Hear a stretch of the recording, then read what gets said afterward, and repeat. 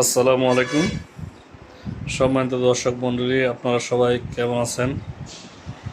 আশা করি আপনারা সবাই ভালো আছেন। আমি আল্লাহর রহমতে ভালো আছি।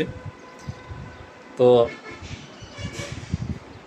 আপনাদের জন্য বা আমাদের সবার জন্য কিছু কথা আমি বলতে চাচ্ছি, যেটা আমাদের বর্তমান স্বরাষ্ট্র উপদেষ্টা যিনি আছেন, ওনার কার্যক্রম মাশাআল্লাহ আমার অনেক পছন্দ হইতেছে। এবং কি যারা আসলে আমরা ন্যায়ের পথে সত্যের পথে আছি, আমাদের সবারই পছন্দ হবে আমি আশা করি। এবং কি যারা ঘুষ খায় না, দুর্নীতি করে না, তাদের তো অবশ্যই পছন্দ হবে। আর আমি আমার চোখে দেখতেছি ওনার মধ্যে আমাদের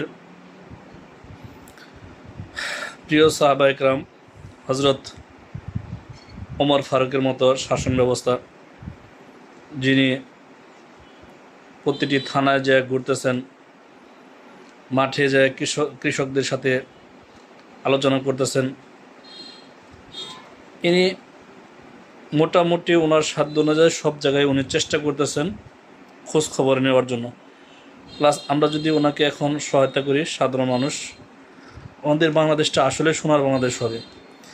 আর যদি আমার এই কথা কখনো স্বরাষ্ট্র উপদেষ্টা আমার ভিডিওটি দেখেন, তাহলে আমি বলবো আপনি একজন ওমর হওয়ার জন্য চেষ্টা করেন, আপনি একজন আবু বকর হওয়ার চেষ্টা করেন।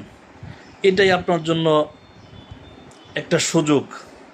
বাংলাদেশ ছাত্র জনতা আল্লাহর রহমতে আইনা দিছে, যেটা কখনো সম্ভব ছিল না, আপনার জন্য না, আমার জন্য না, বাট আল্লাহ তাআলা দিছে। আপনারা একটা সুযোগ দিছে, ডক্টর ইউনূসকে একটা সুযোগ দিছে। তো আপনারা এই সুযোগটা কাজে লাগান। আপনারা এক একজন ওমর রাদিয়াল্লাহু তাআলা আনহু হয়ে যান, ওমরের মতো রাষ্ট্র পরিচালনা করেন। দেখবেন মানুষ কি চায়, বাংলার মানুষ কি চায়, একজন সত্যবাদী শাসক চায়, যে শাসকটা আমাদের দেশে নাই। আর এইটা আপনারা যদি কাজে লাগাইতে পারেন, আপনারা দুনিয়াতেও কামিয়াবি, ইনশাআল্লাহ আখিরাতেও কামিয়াবি হয়ে যাবেন।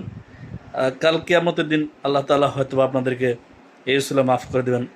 আর বাংলাদেশের জনগণের ভালোবাসা তো পাবেনই, শুধু বাংলাদেশের জনগণ না, কারণ বাঙালি জাতি এখন পৃথিবীর প্রত্যেকটা রাষ্ট্রে আছে, প্রত্যেকটা রাষ্ট্র থেকে আপনাদেরকে দেখতেছে, ফলো করতেছে আপনারা কী করতেছেন না করতেছেন। কারণ মানুষ চায় এখন সত্য নিষ্ঠা ন্যায়পরায়ণ শাসক, যেটা আপনাদের মাঝে আমি খুঁজে পাচ্ছি। কিন্তু এটা আপনারা ধরে রাখার চেষ্টা করবেন বলে আমি আশা করি, ইনশাআল্লাহ।